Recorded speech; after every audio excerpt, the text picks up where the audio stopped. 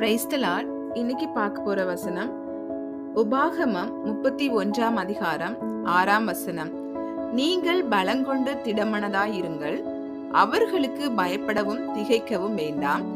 உன் தேவனாகிய கர்த்தர் தாமே உன்னோடே கூட வருகிறார். அவர் உன்னை விட்டு விலகுவதும் இல்லை, உன்னை கைவிடுவதும் இல்லை என்று சொன்னான். இந்த வசனத்தை பார்க்கும்போது மோசஸ் அவங்களுக்கு வயதாகி போகும்போது அவங்களுடைய லீடர்ஷிப் அதை ஹேண்ட் ஓவர் பண்றாங்க யோசுவா கிட்ட. அப்படி யோசுவா கிட்ட பேசும்போது சொன்ன வசனங்கள் தான் இந்த வசனங்கள் எல்லாமே. நீ பயப்பட வேண்டாம், நீ அந்த கண்ட்ரியில் உள்ள ஜனங்களை பார்த்து இது பண்ண வேண்டாம், ரொம்ப ஸ்ட்ராங்கா இருக்கணும், அவங்களுக்கு கண்டு தேய்க்க வேண்டாம் அப்படின்னு சொல்லி அவங்களுக்கு சொல்லி இந்த வசனத்தை சொல்லி நிறைய வசனங்கள் சொல்றாங்க. அதுல இது ஒரு வசனம் தான். அதை பார்க்கும்போது இந்த வசனம் என்னோட ஒன் ஆஃப் த ஃபேவரட் வசனம். அதாவது லைக் சின்ன வயசுல இருந்து இப்போ வரலையும் எப்பெல்லாம் நான் சோர்ந்து போயிருக்கனோ அப்போ இந்த வசனம் எனக்கு நிறைய நேரங்கள் ஆறுதல் தந்திருக்கு, நிறைய நேரங்கள்ல என்னை தேய்ச்சிருக்கு, நிறைய நேரங்கள் என்னை பலப்படுத்திருக்கு. ஸோ இது உங்களுடைய வாழ்க்கையிலையும் அந்த மாதிரி நிறைய ஃபேவரட் வசனம் இருக்கலாம்.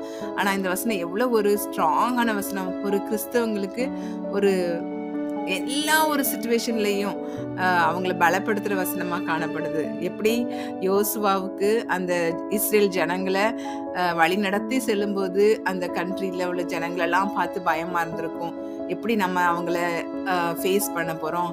ஏன்னா மோசஸ் தான் கர்த்தர் அழைத்து இந்த ஜனங்களை கொண்டு போகணும் அப்படி சொல்கிறாங்க. ஆனால் அவங்களுக்கு வயசானதுக்கு அப்புறமா இவங்க இதை ஹேண்ட் ஓவர் பண்ணுறாங்க. அப்போ அவங்களுக்கு எவ்வளோ திகில் இருந்திருக்கும், எவ்வளோ ஒரு பயமா இருந்திருக்கும். எப்படி நான் இந்த ஜனங்கள் எனக்கு கீழ்ப்படிவாங்களா, இந்த ஜனங்கள் என்ன நான் சொல்ற வார்த்தைகளை கேட்பாங்களா, அப்புறமா அந்த எனிமி கண்ட்ரி நம்மளை அழிச்சிடுவாங்களோ, அப்படி நிறைய விதத்துல அவங்க பயந்துருப்பாங்க. அதே மாதிரி தான் நம்மளுடைய வாழ்க்கையிலும் சரி, நமக்கு துணையாக யாராவது இருக்கலாம். லைக் நம்ம ஃபேமிலியா இருக்கலாம், ஹஸ்பண்டா இருக்கலாம், இல்லை நம்ம பிரதரா இருக்கலாம், நம்மளோட சிஸ்டரா இருக்கலாம், யாராவும் இருக்கலாம்.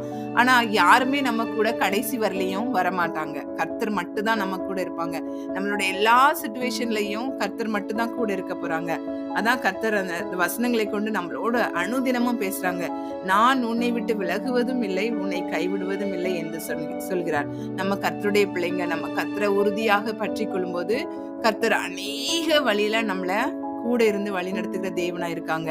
கர்த்தர் நம்மள கைவிடுகிற தேவன் அல்ல. கர்த்தர் நம்ம கூடவே இருந்து நமக்காகவே எல்லாவற்றையும் செய்கிற தேவனா இருக்கிறாங்க. உலகத்துல உள்ள ஜனங்கள் நம்மள கைவிட்டுடலாம்,